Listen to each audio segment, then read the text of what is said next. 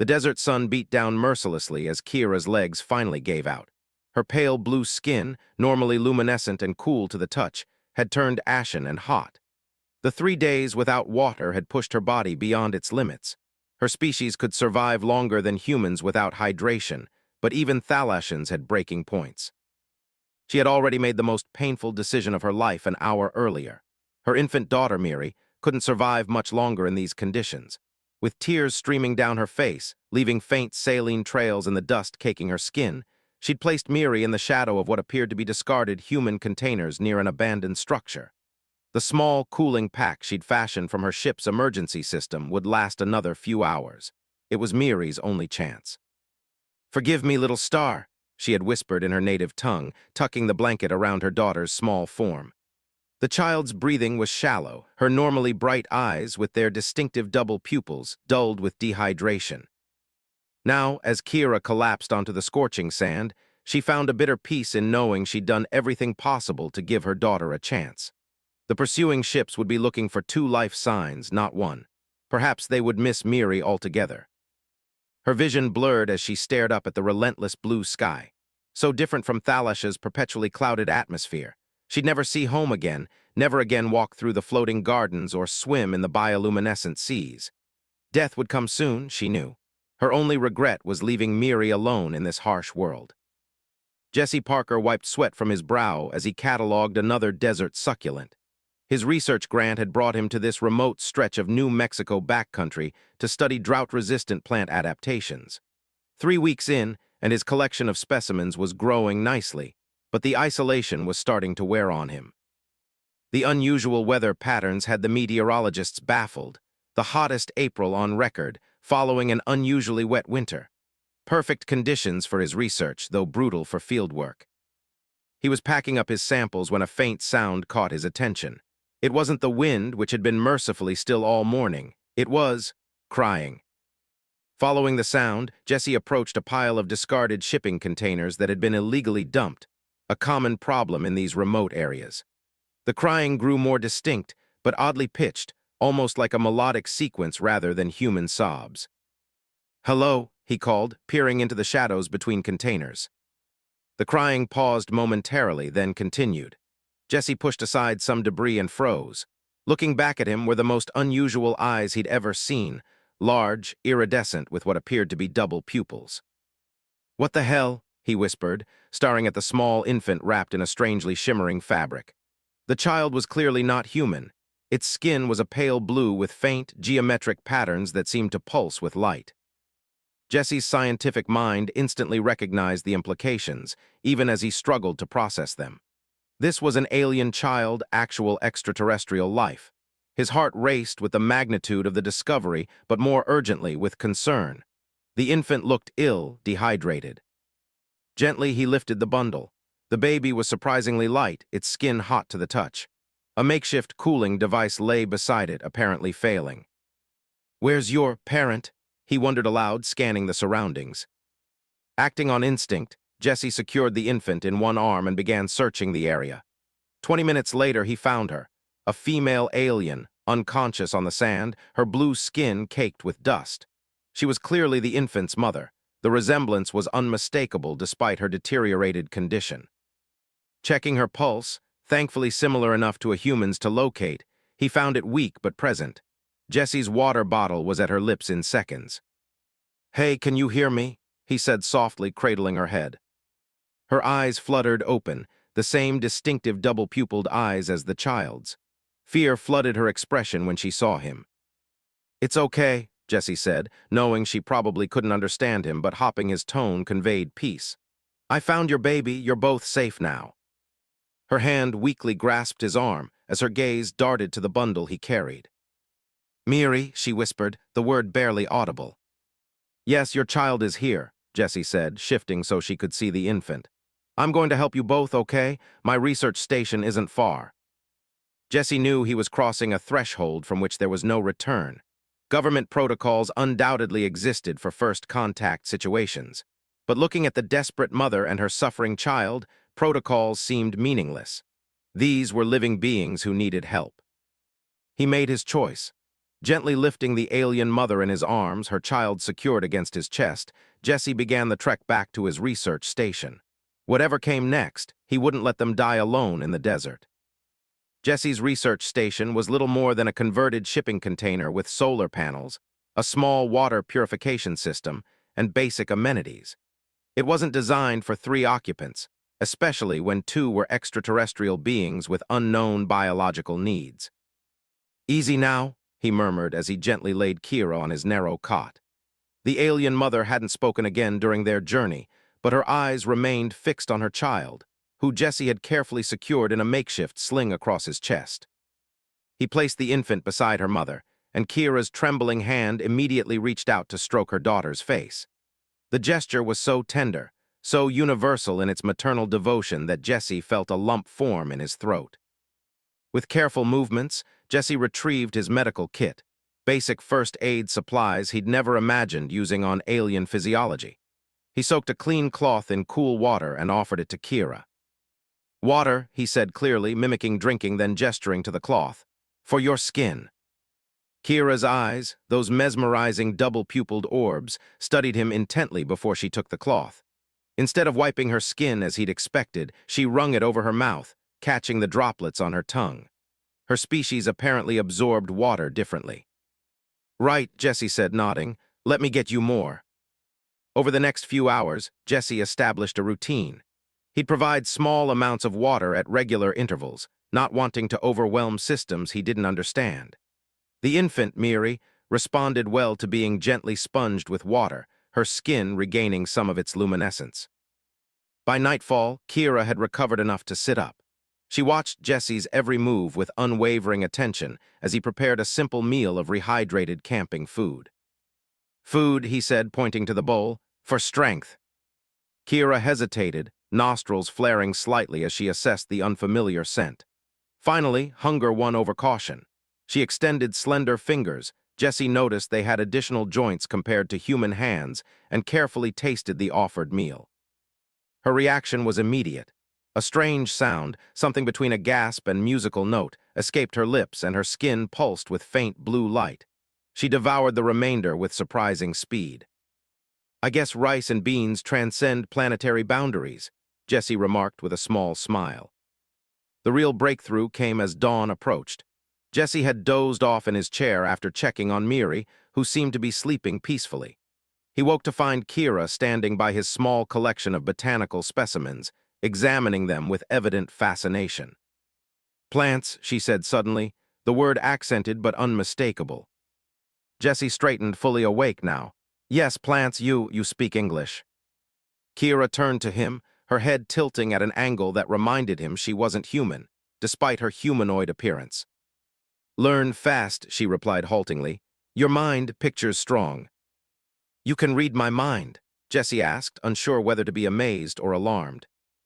"No, read, feel, images when you speak." She pointed to her temple. "Thalassians connect." "Thalassians, is that your species?" Kira nodded, then moved to check on Miri, who was beginning to stir. "My home, far, very far." "Why are you here? What happened?" Jesse asked, keeping his distance to avoid overwhelming her. Kira's luminescence dimmed noticeably. "Hunted bad people, want knowledge." She tapped her head again. "Escaped ship, crashed 3 days walking." As morning progressed, Kira's command of English improved at an astonishing rate. Jesse learned her species had evolved an adaptive linguistic ability, crucial for a civilization that had apparently encountered other alien races before.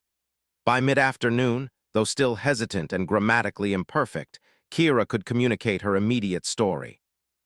"They killed my bondmate," she explained, cradling Miri as the infant suckled on a mixture of water and glucose Jesse had prepared. "He helped us escape, stayed behind to mislead them."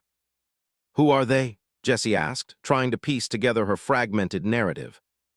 "Government faction, military leadership." Kira's expression darkened. "I found something in my research, something they use for weapons. I refused to help, became target." Jesse processed this information carefully. "And now they're looking for you here on Earth."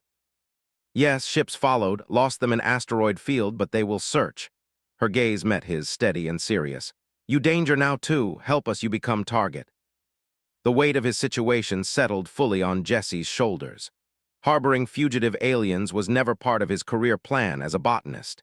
Yet something about Kira's desperation resonated with him, the lengths she'd gone to protect her child, the risks she'd taken.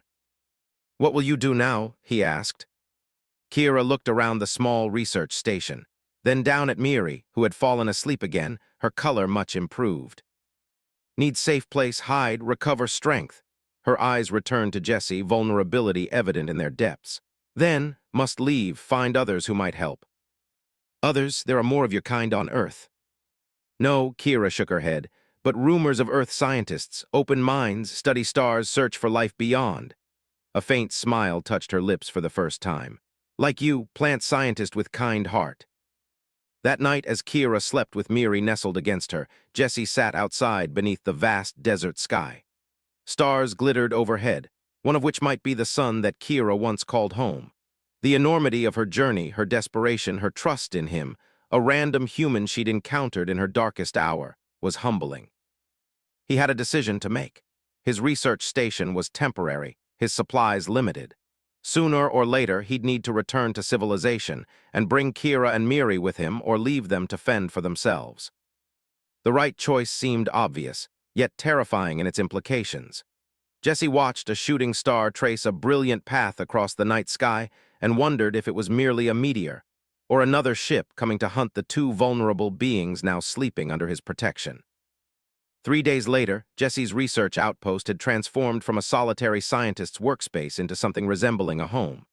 Kira had recovered her strength remarkably quickly, her species' resilience surprising Jessie at every turn.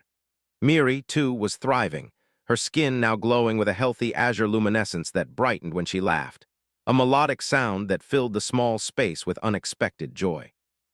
"Your daughter seems happy," Jessie observed as he watched Kira gently bouncing Miri on her knee. The infant's double-pupiled eyes tracked the movement of Jessie's hands as he catalogued plant samples. "She knows she is safe," Kira replied.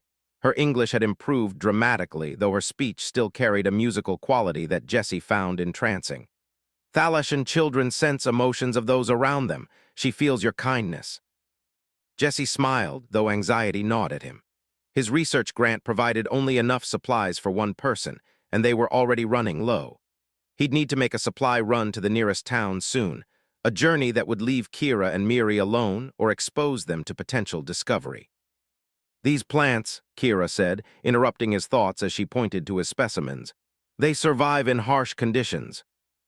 "That's what I'm studying, their adaptations to extreme environments, how they conserve water, protect against heat." Kira's expression brightened with interest.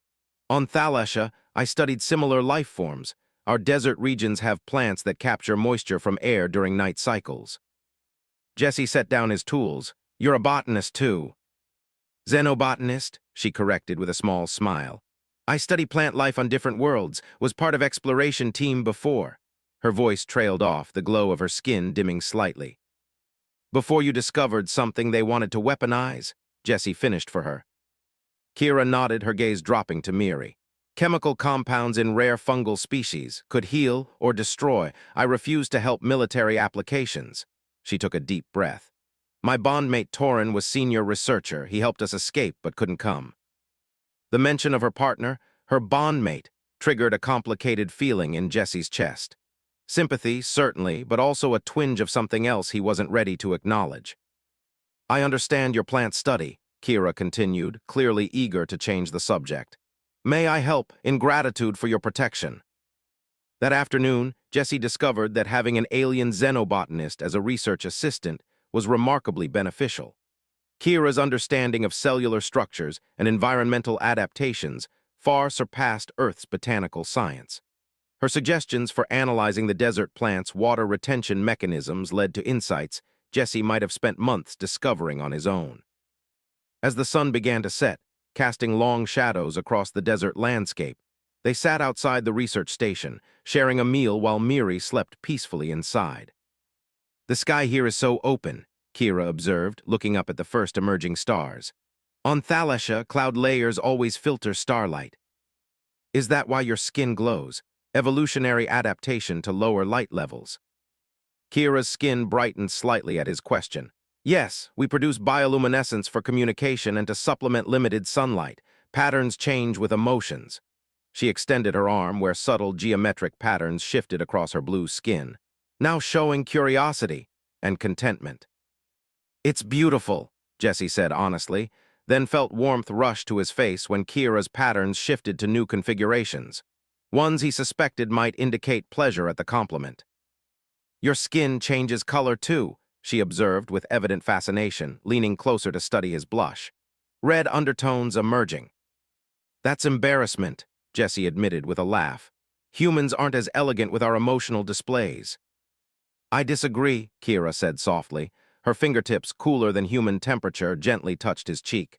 Your expressions carry much information, your eyes especially. Time seemed to slow as they regarded each other in the deepening twilight. Jesse was acutely aware of her touch, the faint electric sensation where her skin met his. The moment stretched between them, filled with unspoken questions and possibilities. A sudden cry from inside broke the spell. Miri had awakened. She needs nutrition, Kira said, withdrawing her hand and rising quickly. Jesse remained outside for a few moments, collecting himself. Whatever was developing between them was complicated by virtually everything about their situation. Different species, Kira's fugitive status, her lost bondmate, the responsibility of her child. Yet he couldn't deny the connection forming, stronger with each passing day. Inside, he found Kira singing softly to Miri, a hauntingly beautiful melody in her native language.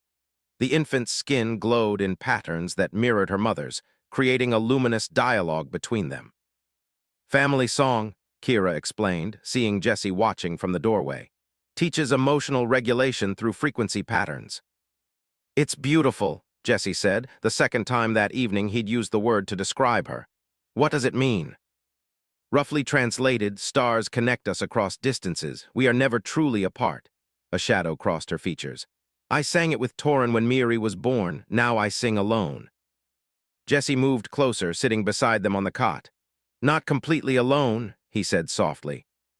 Kira's eyes met his, vulnerability and gratitude mingling in their depths. No, she agreed, not alone. That night, as they prepared for sleep, Kira and Miri taking the cot while Jesse used his sleeping bag on the floor, Kira broached the subject they'd both been avoiding. We cannot stay indefinitely. Your supplies dwindle, and eventually they will track the ship's trajectory to this region. I've been thinking about that, Jesse admitted. I have colleagues at the university, people I trust. There's a private research facility in northern New Mexico where they study alternative energy. Remote, secure, and filled with scientists who would protect your knowledge rather than weaponize it. You would reveal us to others. Kira's skin darkened with anxiety. Only if you agree, Jesse assured her. But you'll need more help than I can provide alone, and your knowledge, it could benefit humanity without causing harm. The kind of botanical adaptations you understand could help address climate change, drought. Kira was silent for a long moment, her luminescent patterns shifting in what Jesse had come to recognize as deep thought. On Thalasha, I believed in knowledge exchange between worlds, she finally said, before military intervention corrupted our mission. Her gaze fell on her sleeping daughter. Miri deserves a future, not a lifetime of running. She looked back at Jesse, her expression resolute. We will trust your judgment, but we must be careful for your safety as well as ours. Jesse nodded, feeling the weight of her trust. We'll leave tomorrow night, travel after dark. I have a vehicle stored about 2 miles from here. Kira moved slightly, making room on the cot. Rest properly tonight. Tomorrow brings risk. Jesse hesitated, then accepted her invitation, settling carefully beside her and Miri. In the darkness, Kira's natural luminescence cast a soft blue glow throughout the small space. He felt her hand find his, her cool fingers intertwining with his warmer ones. Thank you, she whispered, for refusing to let us die. Jesse squeezed her hand gently in response. As he drifted toward sleep, he felt Kira shift closer, her head coming to rest against his shoulder. The three of them, human, alien mother and child, formed an improbable family unit, united by circumstance and growing bonds that defied the vast differences between their worlds. Outside, the desert wind picked up, scouring away their footprints, and for now, at least, concealing all evidence of the extraordinary encounter unfolding within the small research station beneath the stars.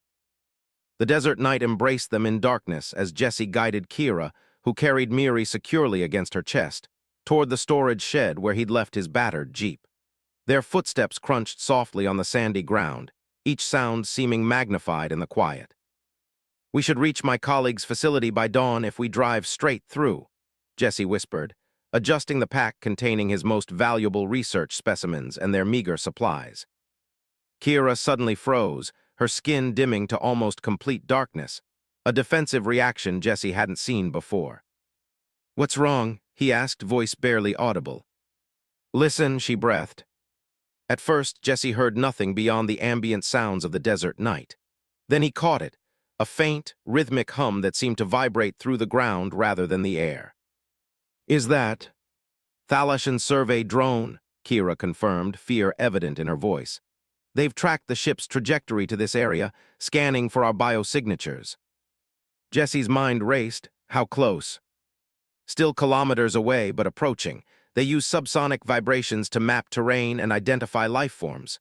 Her arms tightened protectively around Miri, who remained mercifully asleep. "We must hurry." They abandoned stealth for speed, jogging the remaining distance to the storage shed.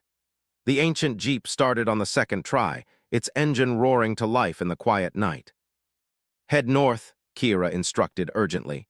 "The mineral content in those mountains might interfere with their scanners." Jesse navigated the rough terrain without headlights, relying on the bright moonlight and Kira's surprisingly acute night vision. The vibrations grew stronger, then suddenly ceased. "They've switched to active scanning," Kira explained. "More precise but shorter range." "Did they detect us?" "I don't think so, but they know something is here. They'll deploy ground forces next." As the jeep crested a hill, Jesse caught sight of something that made his blood run cold. Lights in the sky behind them, descending toward his abandoned research station. "They're landing," he said unnecessarily. Kira turned to look, her expression hardening. "Drive faster."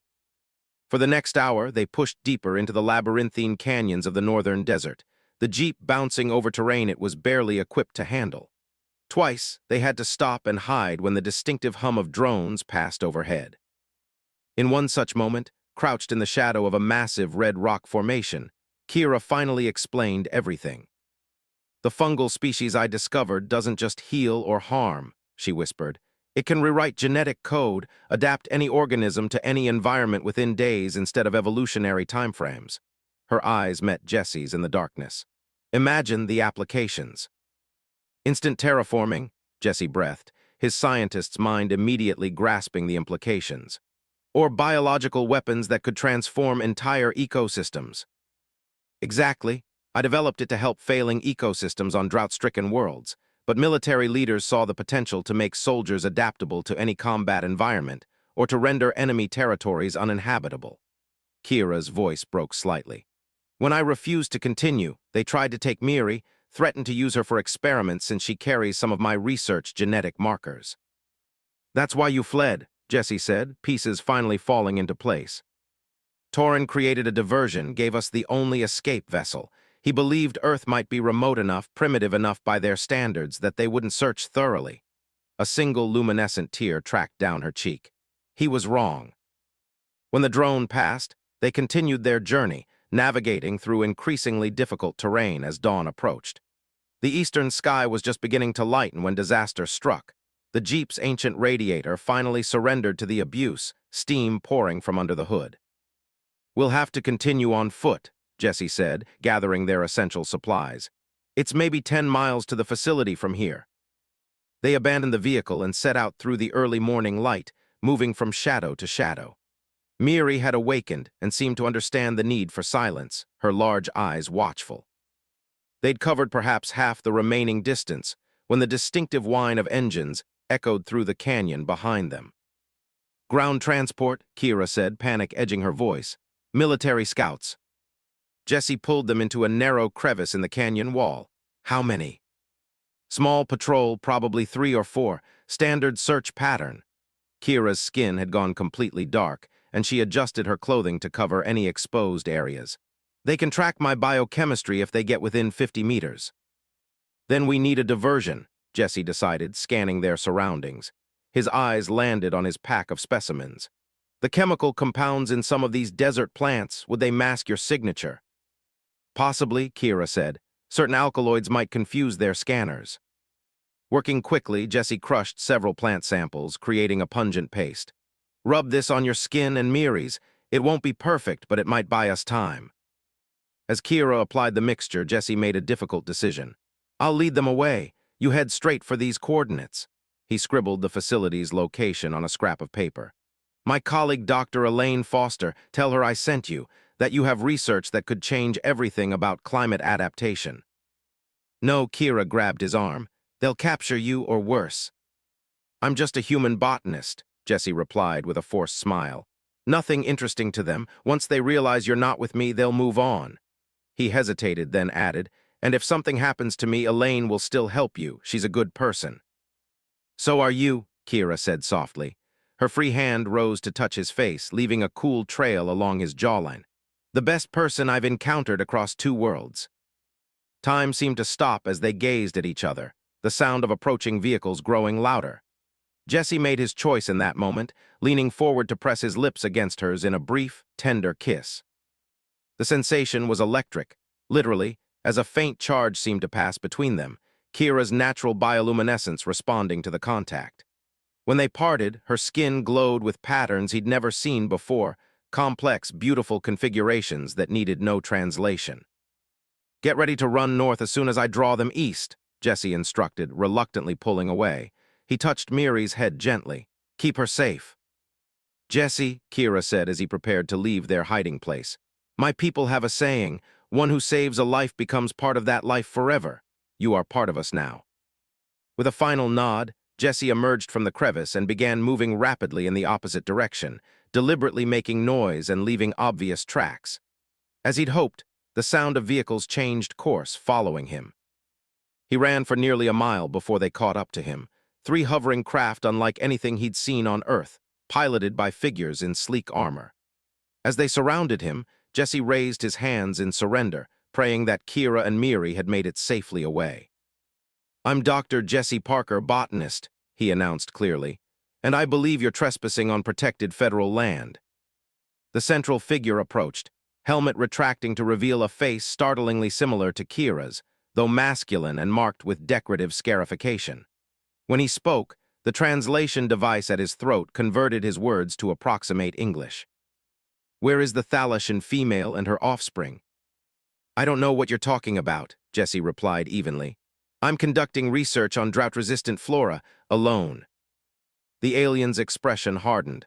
You lie, we detected her signature at your dwelling. Many researchers use that station. I just arrived 2 days ago. Jesse maintained eye contact, hoping his deception wasn't as transparent to alien sensibilities as it felt to him. The leader studied him for a long moment, then gestured to one of his companions. Scan him completely. A painful beam of light enveloped Jesse, seemingly penetrating to his core. When it ceased, he staggered, barely remaining upright. Biological contamination detected, reported the second alien. Residual Thalassian DNA transfer, recent contact. The leader's eyes narrowed. You've mated with her.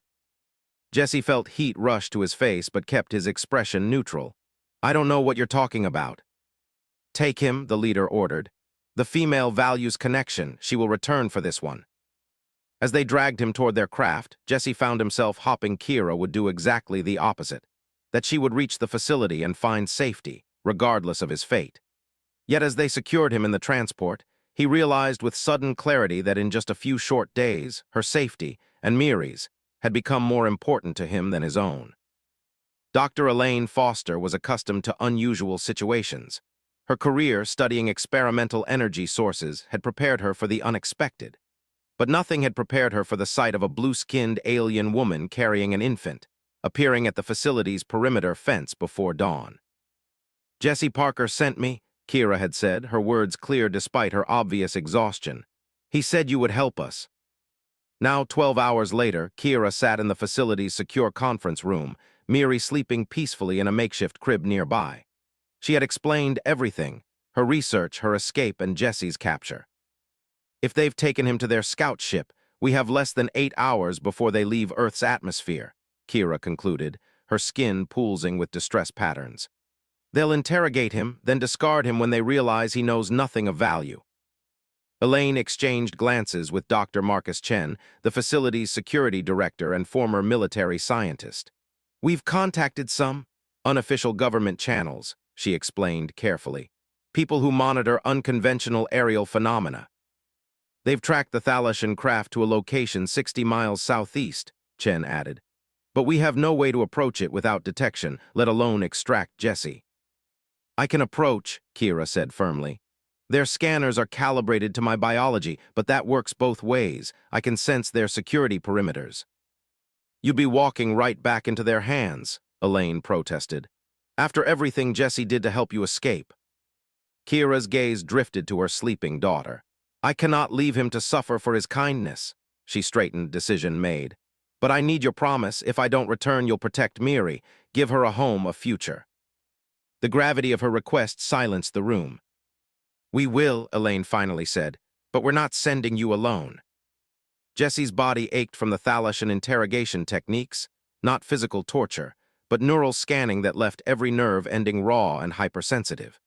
He'd told them nothing, primarily because he knew very little about Kira's research, only that it involved genetic adaptation. The cell they'd placed him in was stark but not inhumane, with atmospheric controls adjusted to human requirements. He'd been given water but no food, and had no sense of how much time had passed. His only interaction had been with the scarred leader, Commander Vex, he'd called himself, who returned periodically to ask the same questions about Kira's location and research data. The door slid open again, and Jesse steeled himself for another round of questioning. Instead, a different Thalassian entered, female, wearing what appeared to be medical insignia. Your biology is fascinating, she remarked in surprisingly good English. So inefficient, yet remarkably adaptable. Thanks, I think, Jesse replied warily. You've developed a pair bond with Kira Nayan, she continued, studying readings on a translucent screen. Biological markers confirm intimate contact. Jesse remained silent, unwilling to discuss something so personal with his captor. It's unusual, the medical officer continued. Cross-species bonding of this nature. Her grief for her previous bondmate should have precluded new attachment for at least a solar cycle. She seemed genuinely curious rather than judgmental. What qualities do you possess that overcame biological imperatives? Compassion, maybe, Jesse answered after a moment. I found someone who needed help and I helped them. It's pretty simple. The Thalassian tilted her head. Is this common among humans? Not as common as I'd like, Jesse admitted, but common enough. She seemed about to ask another question when alarms suddenly blared throughout the vessel. The medical officer straightened, touching a communication device at her throat and listening to rapid instructions in her native language. Remain here, she instructed unnecessarily. Jesse had nowhere to go and hurried from the cell. The alarms continued for several minutes, then abruptly ceased. Jesse strained to hear anything that might indicate what was happening. A distant explosion rocked the ship, nearly throwing him from the bench where he sat. When the cell door opened again, Jesse expected to see armed guards. Instead, Kira stood in the doorway, wearing what appeared to be a combination of Earth clothing and Thalassian technology. Her skin glowed with combat patterns, sharp, angular configurations that pulsed with energy. We need to hurry, she said simply, extending her hand. Too stunned to question, Jesse took it and followed her through corridors littered with unconscious Thalassian soldiers. What did you do to them? Sonic disruptor calibrated to Thalassian neural patterns, Kira explained as they ran. They'll recover in approximately 20 minutes. How did you get aboard? Where's Miri? She's safe with your colleagues, and I had help. Kira paused at an intersection, checking a small device strapped to her wrist. This way. They rounded a corner and nearly collided with Commander Vex, who had clearly avoided the sonic attack. His weapon was raised before either could react. Researcher Nayan, he said coldly, you've saved us the trouble of using this human as bait. It's over, Vex, Kira replied, positioning herself slightly in front of Jesse. Earth authorities know you're here. Your covert operation is compromised. Vex laughed. Primitive humans are no threat to our technology. Perhaps not, came a new voice from behind him, but I believe I still outrank you, Commander. A tall, distinguished Thalassian male stepped into view, wearing elaborate insignia that caused Vex's expression to shift from confidence to alarm. "Ambassador Raylan," Vex said, lowering his weapon slightly. "This is a military security operation. You have no jurisdiction." "I have every jurisdiction when military forces conduct unauthorized operations on a non-contact planet," the ambassador interrupted. "The Science Council has revoked your authority, effective immediately." Jesse looked to Kira, whose expression reflected shock equal to his own. "How," she whispered. "Your human allies contacted their authorities, who contacted our diplomatic outpost," Ambassador Raylan explained. "We've been monitoring Earth discreetly for decades. When I learned military forces had violated our non-interference protocols and that you were involved, researcher Nayan, I intervened personally." Vex's hand tightened on his weapon. "The female possesses research that threatens planetary security." "The female," Raylan interrupted coldly, "is one of our most distinguished xenobotanists, whose research was approved by the Science Council until your faction attempted to weaponize it." He gestured, and two Thalassians in diplomatic uniforms appeared beside him. "You are relieved of command pending investigation." As Vex was escorted away, his expression promising future retribution, Ambassador Raylan turned to Kira. "The Science Council regrets what happened, researcher Nayan.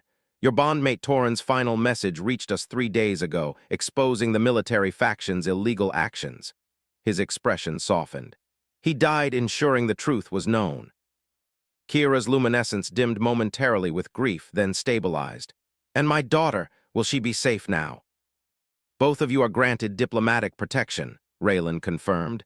"You may return to Thalassia with full restoration of status." He paused, glancing at Jesse. "Or you may choose other arrangements if you wish." 1 year later, the private research facility had expanded significantly, with 3 new buildings dedicated specifically to xenobotanical research. The central greenhouse, a massive structure of glass and steel, housed plants from Earth alongside carefully cultivated specimens with distinctly non-terrestrial characteristics. Jesse moved among the exotic flora, adjusting environmental controls and making notes on his tablet. He paused beside a particularly striking specimen, a luminescent fungi colony that pulsed with patterns remarkably similar to Thalassian skin communications. "The adaptive sequencing is showing promise," Kira remarked, entering the greenhouse with Miri balanced on her hip. The child had grown remarkably in the past year, her vocalizations now including both Thalassian melodic speech and attempts at English words. "The drought-resistant strain might be ready for field testing next spring," Jesse agreed, smiling as Miri reached for him. He took her easily, the child's cool skin now familiar against his. Their relationship had evolved alongside their research partnership.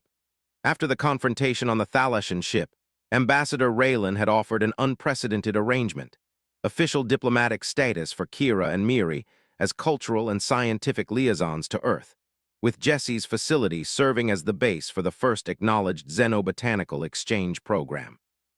The choice to stay on Earth hadn't been easy for Kira.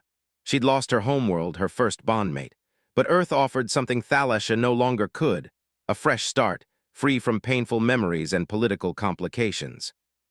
And it offered Jesse. Ambassador Raylan's transmission mentioned interest from the Science Council in our atmospheric cleansing fungi, Kira said, examining Jesse's notes. "They believe it could help rehabilitate industrial damage on Thalassia's southern continent." "Imagine that," Jesse mused, bouncing Miri gently as she played with the collar of his shirt. "Technology sharing that helps both our worlds instead of threatening them." "It's what Torin always believed was possible," Kira said softly. "Connection between species, cooperation instead of conquest." Jesse slipped his free arm around her waist, drawing her close. "He would be proud of what you've accomplished." Kira's skin illuminated with patterns of contentment as she leaned against him. After months of careful navigation of cultural differences and biological compatibility questions, they had formed a bond that defied conventional definitions on either world. The small dwelling they shared at the edge of the facility grounds had become a unique home, part Earth, part Thalassia, with technologies and traditions blended from both worlds. "The memorial tree is flowering," Kira mentioned. They had planted a hybrid species in Torin's honor, combining Earth flora with Thalassian genetic material. First blossoms opened this morning. "We should visit it tonight," Jesse suggested. "Show Miri how her father's memory lives on in something beautiful and useful." Miri, as if understanding, vocalized a melodic phrase that made Kira's eyes widen slightly. "What did she say?" Jesse asked. "Family song," Kira translated, her voice tinged with emotion. "The one I taught her, but she's modified it." She listened as Miri repeated the melody.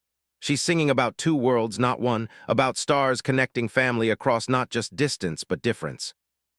The three of them stood together among the impossible plants, species that should never have met, yet now thrived in shared space, much like the improbable family they had formed. Outside the greenhouse windows, Earth's sun began its descent toward the horizon, casting golden light across the research facility that had become a bridge between worlds. In another year, according to Ambassador Raylan's carefully negotiated agreement, the first human scientists would visit Thalassia, with Jesse among them. But for now, this moment was enough. This unexpected sanctuary created from desperation and compassion, this new life forged in the aftermath of abandonment and rescue. "I left Miri in the trash that day believing it was her only chance," Kira said quietly, watching their daughter examining a luminescent leaf with fascination. "I never imagined finding someone who would save us both."